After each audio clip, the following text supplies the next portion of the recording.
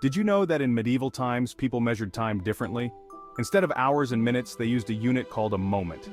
Imagine living in a world where time flowed not by seconds or minutes, but by a slower, more organic rhythm. Today, we're exploring the fascinating history of the moment and how it shaped medieval life. Let's go back to the medieval period, a time when people didn't have clocks like we do today. Instead, they relied on sundials and water clocks. Sundials divided daylight into 12 hours, but these hours weren't consistent like today's.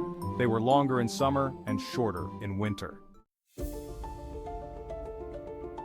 So, what was a moment?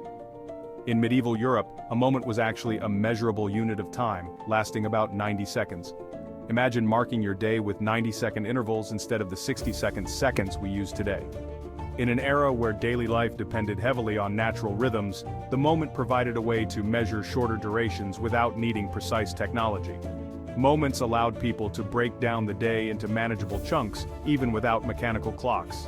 A moment was long enough to complete a small task or pause between larger activities, a bit like our modern breaks or short rests. In monasteries, timekeeping was incredibly important. Monks had a strict daily schedule for work, prayer, and rest, known as the canonical hours. These were specific times dedicated to prayer, each with a purpose. To make sure they observed these times accurately, monks divided their hours into multiple moments, creating a disciplined structure for their day.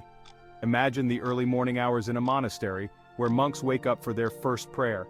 Each prayer session, or office, had to begin and end precisely. By counting moments, they could keep track of time without a mechanical clock. This system ensured that the monastic community stayed synchronized, giving every task, from prayer to meal preparation, a distinct slot in the day.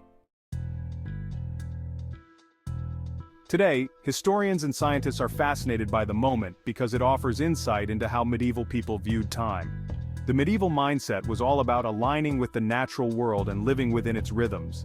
Back then, time wasn't something to rush through. It was a shared, communal experience, tied deeply to religion and nature. Unlike our fast-paced lives today, where seconds and minutes fly by, the medieval moment was a steady, almost meditative way of measuring life. Understanding the moment helps us see how our ancestors built their routines without the constant ticking of a clock.